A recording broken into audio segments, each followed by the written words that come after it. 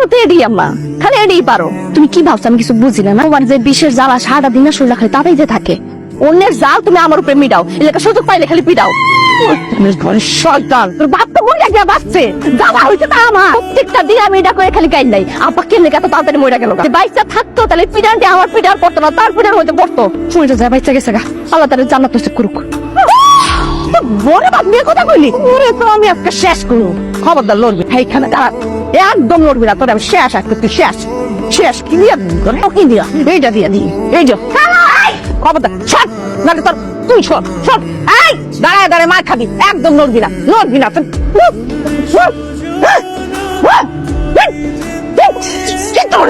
আমার লোকে মরা বাপ নিয়ে কথা বলছিস? একদম সোজা দাঁড়ায় থাকবি। মারা বেড়াইতে গেছিস, শেষ করে তোর বাঁচি না, নড়বি না, একদম নড়বি না, দাঁড়ায় থাকবি।